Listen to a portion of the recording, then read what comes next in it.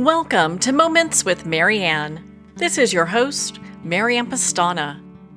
We're here today with special guest, Rachel Kaplan, who's here to share with us developing emotional resilience and lasting self-love. So are you tired of avoiding your feelings, but you're not quite sure how to let that go? Well, today's guest is here to share with us just that. Rachel Kaplan is a licensed psychotherapist with a thriving practice in the San Francisco Bay Area. She's a podcast host and has published multiple features in Common Ground. She's studied yoga, meditation, and hands-on healing practices in India and Nepal. Kaplan earned a master's degree in counseling psychology from the California Institute of Integral Studies and trained in cutting-edge trauma modalities such as EMDR. So welcome to the show, Rachel Kaplan. Thank you so much for having me. Well, what an honor it is to have you here and to talk about your work. What inspired you on this path? Well, that is a big question. It started for me. So I'm a psychotherapist, as your audience probably knows. And my journey studying healing really started in my own personal tragedy. My first love and big attachment figure I met when I was 12. And when we were both 14, he took his life. And I was annihilated and spent the next 25 years. I mean, in that moment, I just kind of died inside, went numb, planned to die myself, but I always knew that I wouldn't. But I spent the next 25 years scouring the world's healing technologies and desperately trying to find my own relief and, studied Western psychology. And as a young student in college, went to Asia and studied Buddhism and yoga and mindfulness, and became a therapist, started seeing clients when I was 26. I had various healing moments in that journey. But the reason I'm writing this book and everything I've done in the last 8 years as a means of bringing out the most crucial, essential information on what's actually needed in order to heal, become yourself, and establish emotional resilience and establish self love, all of this energy is coming because I'd say it was a full decade of me being a professional until I got to a place where I actually loved myself. It actually took 25 years. And if you looked at my life during that time, and if you look at most of our lives, people look like they're doing well. They look like they're thriving. They have families and careers, and people seem functional. But I'm saying and learning and feeling that almost everyone has a part deep within them that feels like they're not enough, that feels like they're an imposter, or that they're not truly lovable, or they need to do better or be different. And so I really wanted to champion what are these ingredients that make the difference between hobbling around your life, emotionally injured and compensating, and actually feeling like you are worthy, you are safe, you are content, this baseline of resilience and self-love. And so that's what the book is. And it's really been, I'll say, just in closing of this part of the story, it's really my purpose. It feels like the reason I'm alive and the reason I was gifted an intolerable pain at such a young age. And the thing I'm most lit up about doing is offering that map so that it doesn't take people a quarter century to get to that place where they love themselves. And I think at this moment in our world really needs us to feel like we're worthy and we're enough. So we can each offer our medicine and be a little more loving and empathic with each other. It's interesting. I don't think a lot of people, while they may contemplate suicide, they don't really understand the huge implications that it leaves for the people they leave behind. Devastating, utterly devastating. It's one of the hardest experiences people, close to someone who have taken their lives will face. Yeah. And, that's part of what I feel like that's part of what's been left for me is the ability to help other people understand that. And of course, the people who are contemplating that and the people who choose that, they feel it's a similar problem. Like they have an intolerable pain they don't know how to digest. The reality is that being a human, it's probably always been hard. It's certainly hard now. And, when we are at such a young age, conditioned out of our emotions, by well-intentioned caregivers and parents, because it's hard to feed and sustain a household when your child is melting down all the time. Like, compassion for the parents, it's a very hard job. But even benevolent, loving, attuned parents who say, shh, you're okay, or there's nothing to be afraid of, are subtly telling their children, don't have your feelings, don't trust your feelings. But the reality is that the emotional system is one of the body's brilliant mechanisms for maintaining homeostasis. And if you look at small children before they're deeply conditioned out of expressing emotions, they cry and they recover. They get mad. They have these like waves of very quickly moving emotions at times, right? And they move through it and they're better for it, and they're not backlogged, right? They're not holding on to resentments. They feel and they move on. And most of us got conditioned out of it. And so, because this system that would enable us to tolerate the inherent pain of being alive and of having a heart and of loving and of losing, because that's been kind of shut down, and because we live in a world that's really profiting off of us staying shut down, people are really in the dark, and they're doing the best they can. They're trying to compensate in various ways. And most of the ways of escaping your pain just create more pain. And so this is really why I'm going to, live on this hill and use all of the energy of my life to help, these people who are struggling now become emotionally potty trained and learn just how do you bring that system back into balance and have your feelings. So when people are in many ways just holding on to their emotions, you mentioned a couple things, but what are some of the other ways that this can show up in their everyday lives? Yeah. And when we say holding on, I'd say just I think most of the time it's not always conscious. It's not like you're like, oh, I really need to cry, but I'm not going to. Of course, there are moments like that where people will have a feeling and actively fight it off. But I think for a lot of people, the experience of having these backlogged emotions is almost like you've cast out a lot of the parts of you that are hurting. So let's say when you were little, your parent told you, don't walk on your toes, or don't cry, or I'll give you something to cry about. Or when you got to middle school, the kids were like, why are you such a crybaby, or whatever the thing is.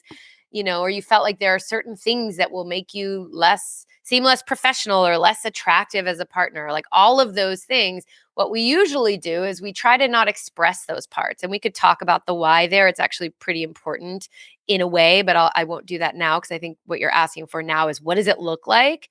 So what it might look like for you at a base level, not talking about the feeling experience, is just at a base level, you feel like you're a fraud. You feel like you don't know, you might feel lost, because the parts of us that we generally end up casting out or exiling or locking in our emotional basement, those are usually the sensitive parts of us. Most people aren't casting out the skills that they innately have that make them get praise and accolades and love from early caregivers or early teachers. And so these are the sensitive parts, the feeling full parts. They're the unique parts. They're the ways that make us special, that may have, when we were little, made us feel like we were unwelcomed or an outsider.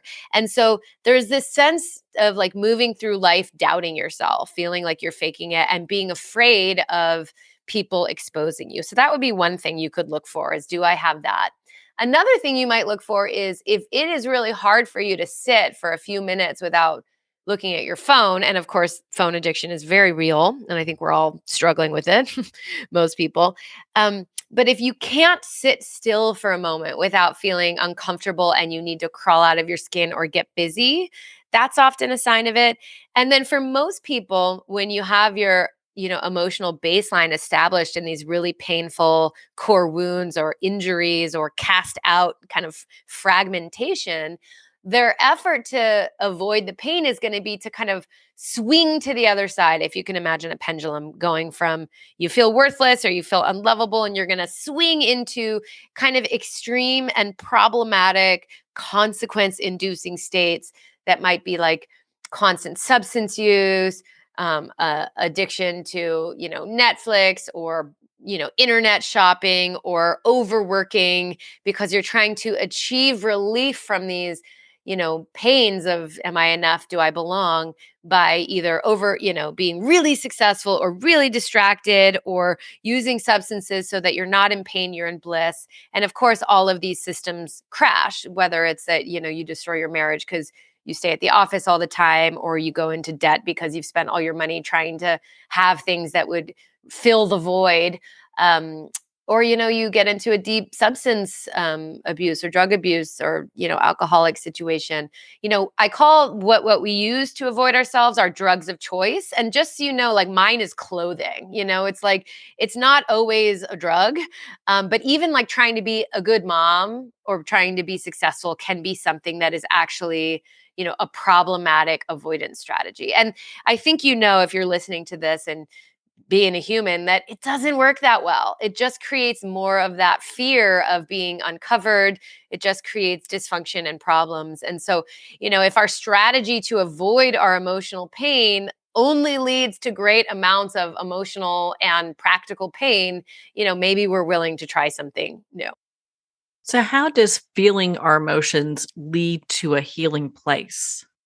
Well, based on what we just said, it's like I do believe that most humans come into their bodies and their lives with this system intact. And so by learning how to kind of revamp or re-grease the system where someone is capable of feeling their feelings again, a few things happen that will be amazingly healing. One is that the first step and feeling your feelings is finding the parts of you that are in feeling and that are in pain. And like I said, most people have cast out these parts. And so this is a good point in the healing work for a little reflection. What did you believe made you unlovable? What did you believe your siblings did better than you? What do you maybe still believe will cause you to lose respect from coworkers or lose love from, potential dates or whatever? These are signs of the parts of you that you might have locked up and cast out. And in order to feel your feelings, your question is, what's healing about feeling? Well, in order to feel your feelings and clear out like one emotional movement at a time, that backlog of 70 years of unfelt pain, you start with a reintegration process. You start by finding those parts of you and introducing yourself to those parts of you that are tucked away in the basement and slowly starting to care for them and establish or rebuild trust with them. And so you start to check on them and you start to see how they feel about the people in your life and the pace of your life. And you start to make more and more choices that actually prioritize or honor these parts of you. And what that does, and the reason that's healing, is that the parts of you that you are the most sure make you unlovable start to feel deeply welcome and deeply loved. And so that's how you get to a place where you actually aren't just stating a mantra, I'm lovable or I'm enough in a mirror without believing it, but where you really feel like, yeah, no part of me needs to be cast out. I really am okay as I am. I really am lovable. And that is one of the most profoundly healing experiences you can have as a person, is to feel intact, to feel integrated, and to feel like all parts of you and all feelings in you belong. So that's one half, and that is profoundly healing. The other half of the work, which is healing and is more directly the answer to your question, which is, how does feeling your feelings lead to healing? Well, if you haven't felt your feelings for decades, let's say, maybe we'll scale it back from 70 so more people can relate. If you're, 20, 30 years of trying to avoid being sensitive, feeling insecure, not knowing how to work with fear or how to healthfully move anger, all of those feelings, as you learn the skills and you know how to both do it reactively, meaning life sends you a hard moment and you can recover from it. That's what feeling your feelings will do on a daily basis. Is like, let's say you have a fight with your boss or your sweetie and you suddenly feel heavy or sad or mad. If you know how to get yourself to a place where you can safely and appropriately have your feelings, you're going to taste the relief and lightness and kind of bounce back in your baseline, your emotional baseline, that happens from releasing your feelings. It's like when we get the signal and feeling our feelings is really similar. I say that emotions, which you can break down into either energy and motion, or just look at the fact that the bulk of the word is motion, it means to move. And they are intense clusters of sensations moving through the body, ideally, when they're allowed to move. And they are similarly meant to be signals that something needs to move. The stirring of anger, the stirring of heartbreak will feel different in your body, but it's telling you, hey, something has to come out. But as you relearn, well, how can I deal with this? How can I actually allow the emotion that wants to come through me, that's letting me know something needs to flow through and out of me? How can I let it happen? How can I use the tools that you'll get in my book to do that well and to skillfully kind of turn toward it, move into it, release from it, and then recover from it? As you learn to do that, you're going to be able to release the backlog. Of course, you'll do the daily bounce back, but it's like that deep down pervasive sense of being not enough or being unacceptable. That's also going to lighten up one little emotional movement at a time. And those parts, like I said, become woven in, and you start to feel really light, really present. And the absolute best part is you become emotionally resilient. And my tagline is emotional resilience is the new happy. And it's that if you're strong enough to know and learn how to move all your feelings, how to work with anger, sadness, fear, shame, happiness, you're going to know that you can handle your life, because even though it's healing to feel our feelings, and even though we can come into who we really are and feel really robust and resilient, we're always going to have occasional hard feelings. And you'll have less hard feelings when you start to do this healing work and live as your present day self that's woven together and with this skill set. But I don't graduate therapy clients when they're done having hard feelings. We're going to have hard feelings as long as we're alive, and probably then some. So it's like you're going to be happy, but you're going to know that you can handle your life and therefore can be yourself. And so the combination of being your actual authentic self with knowing that you can handle your life and can therefore go for what's meant for you in your life is pretty much, I think, the best feeling state you could ever be in. And it's absolutely dependent on integrating your pain parts and learning to let them go. So I know you touched on anger and sadness. So how can we move through these difficult emotions in a healthy way versus an unhealthy way? Well, let's talk about what unhealthy might look like. Unhealthy, of course, is easier to picture when you look at anger. It could be someone, throwing their anger at someone, being either violent or abusive, yelling. Sometimes that anger gets directed inward. But you can think of like a fiery explosion coming at people, right? And we see this in our world. An unhealthy expression of sadness might be, it's a little harder to say, because I actually think as soon as you're sad, if you're really letting your sadness flow, it's pretty healthy. But I'd say that the biggest expression of it is people who are so afraid of their sadness that they're kind of numb. I think most people describing depression, it's more of a numbness or a fogginess rather than a really alive grief state. So it might be that you're like bogged down in heaviness or despair, or you're believing a lot of really negative beliefs of, you'll never be loved, or you're not good enough, but you're not really contacting the raw feeling. So, to talk about the healthy expressions of these, I want to just talk a little bit about emotions in general. So, emotions, I mentioned energy, they're energetic, and there are basically two main ways that energy moves. And as you start to work with them and try to, create feeling sessions where you're moving them, especially in a proactive way, not just something happened to you, but you know that you're doing that deep healing work. You want to practice having these different energetics move through you. And so, anger is an up and out energetic. It's an explosion, right? I said a fiery explosion. We can also understand emotions elementally. And so, what element do you think correlates to anger? Fire, right? We hear it in our language, and you can picture when people say, smoke coming out of the ears, seeing red. Um, and so you think of how fire is, it's dangerous, right? It's hot, it's destructive, but we use fire. We use fire in our lives. And fire is, essential. It's like whether you're cooking with it or using it to heat your home. We use fire, but we contain it, right? So there's a clue about safe, appropriate ways to move feelings is containing fire, containing anger. And it's the up and out explosion, right? With sadness, it's the opposite energetic. It's about an implosion. And you also see that in our language. People get flooded or bogged down with heartbreak or grief. People can feel like they're drowning in a swamp of despair, right? And literally, if we can skillfully feel our feelings, water, the element of water, salt water, as it were, but will come out of our face. And so, sadness, if you're trying to move it, and certain versions of other feelings that also might be released through tears, is about learning to skillfully implode. And it's also about creating containment.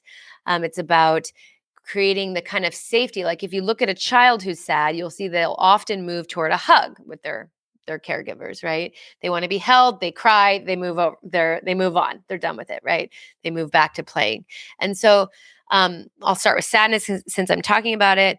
If you felt like you needed to grieve, you needed to cry, you feel sad, or you feel like I said, all of the emotions are kind of built of these building blocks of explosion and implosion. So there's an implosive version of fear, like freeze. If you think about, people talk about fight, flight, and freeze. Freeze is an implosive version of fear, whereas fight and flight are explosive versions of fear, right? So one of the first questions you'd ask yourself when trying to feel your feelings is just like that basic read on your energetics. Like, how do I feel? Do I feel frenetic or do I feel frozen and like I need to cry? Do I feel like I need containment? And so if you're sad or you're frozen, you might want to get into a bathtub and, bring salts and music and like sad music. If you feel uncomfortable sitting with yourself naked, you could wear a t-shirt so that you're not just bogged down with thoughts about your body or judgments about your body. You could also, if you don't have a bathtub or just prefer the dry version, you could create a little nest in your bed. You could have a weighted blanket or all your blankets and hug a pillow and play that sad music. And you're trying to create the containment enough to have a safe enough experience where you could tune into the part of you that's sad and allow it to flow and give it care. And hopefully, maybe some tears come. Maybe not, depends. With anger, on the other hand, it's about creating a physically safe way to explode that's not on you and not on someone else. And so, depending on your physicality, your mobility, you could do anything from wringing out a pillow, aggressively venting verbally, or maybe screaming if you want to put a little gentle support with your vocal cords. You want to be careful not to blow out your vocal cords while screaming. But anything from that to taking a pillow or a towel or a blanket and hitting your bed. Um, my favorite way in my own healing and that I've done with many clients is taking them into the woods and teaching them how to chop dead logs with an axe. Now that is probably illegal where you live and probably not safe for everyone. So, but you can do simulated chopping. You can pretend like you're chopping up whatever it is you're mad about. And it's creating that safe, contained amount of time where you're not harming anyone. You warm up your body so you don't harm your physical body because anger is really intense.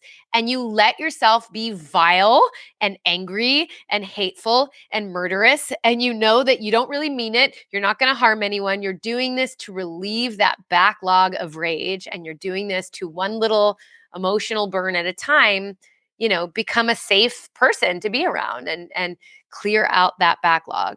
And so some of those examples, gives you a little bit of a picture. And I think in the book, I try to really give you the basics of how to feel, how to move your awareness into your body, how to do the different steps that feeling our feelings can look like. And then there are, individual chapters on the different emotions, and you'll get a lot of practical strategies on how to work with that particular feeling. But at the end of the day, it's about being responsible for your feeling, being willing to turn toward the feeling, and being willing to have it not at anyone's expense. And then, of course, recovering from it, which is a different topic. I'll stop there. That is a lot, but I appreciate you going through that and sharing that with us. And is this information something that we can use on past core wounds or deep emotional pains?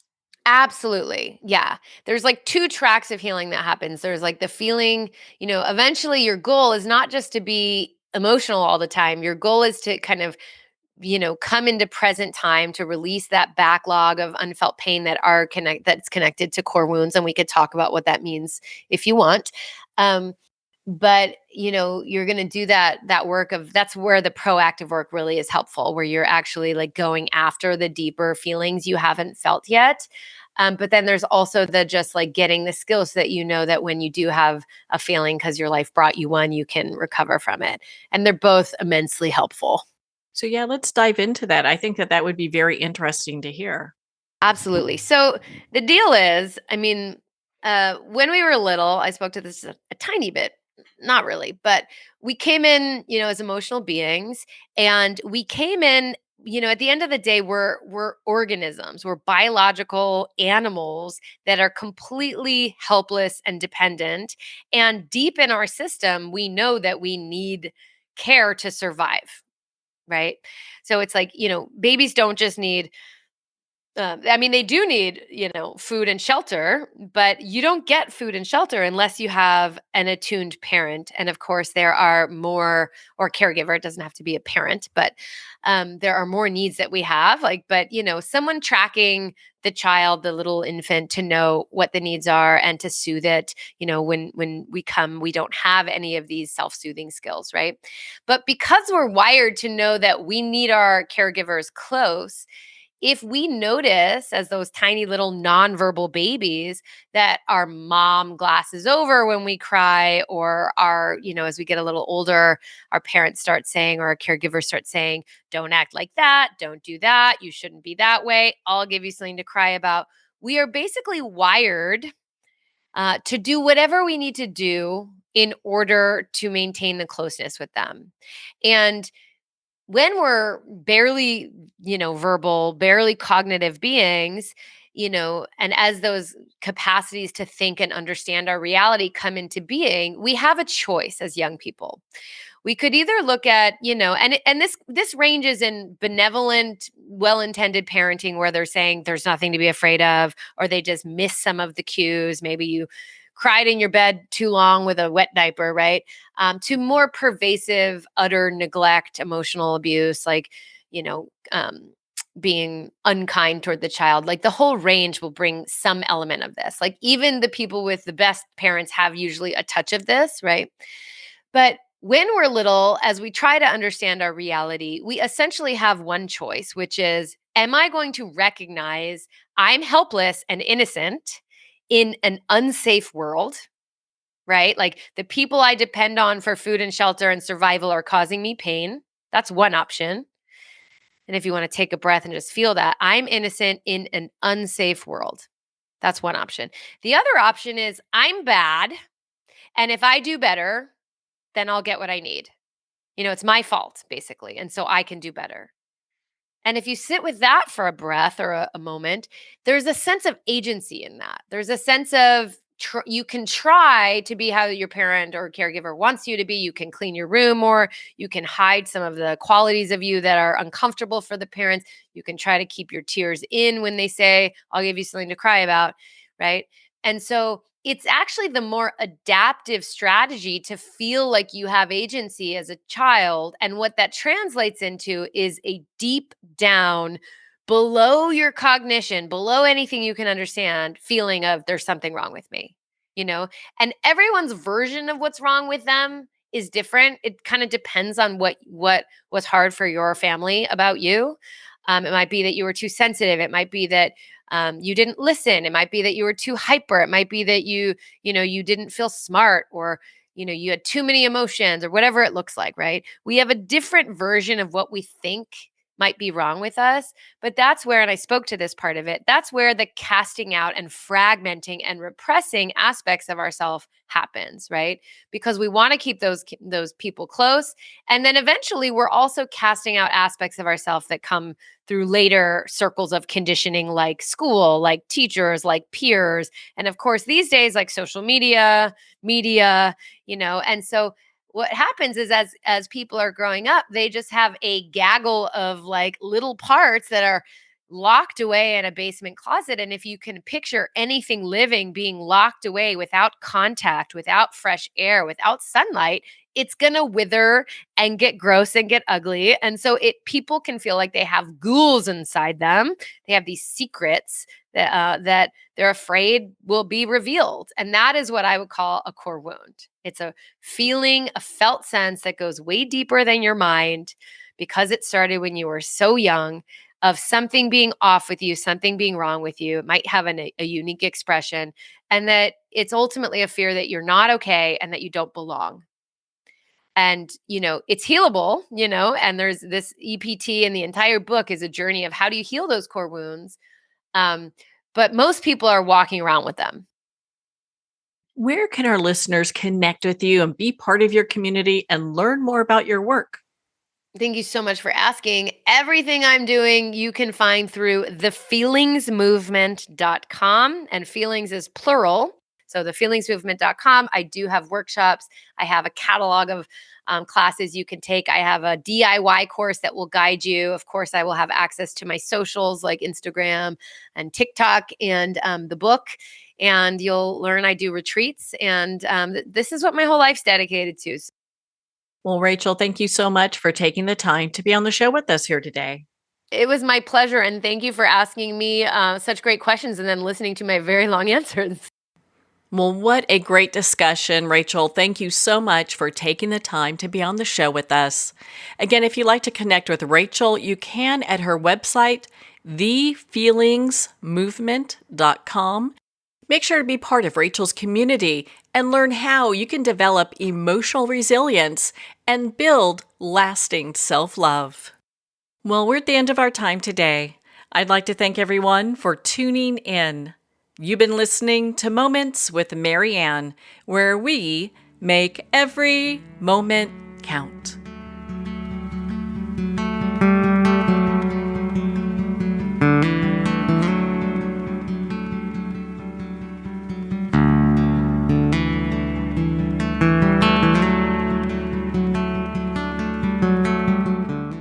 In a single moment, your life can change. Moments with Marianne is a transformative hour that covers an endless array of topics with the best of the best. Her guests are leaders in their fields, ranging from inspirational authors, top industry leaders, and business and spiritual entrepreneurs. Each guest is gifted and a true visionary, a recognized leader in her own work, and while teaching others to develop, refocus, and grow, Marianne will bring the best guest and sometimes a special surprise. Don't miss this. You never know just which moment will change your life forever.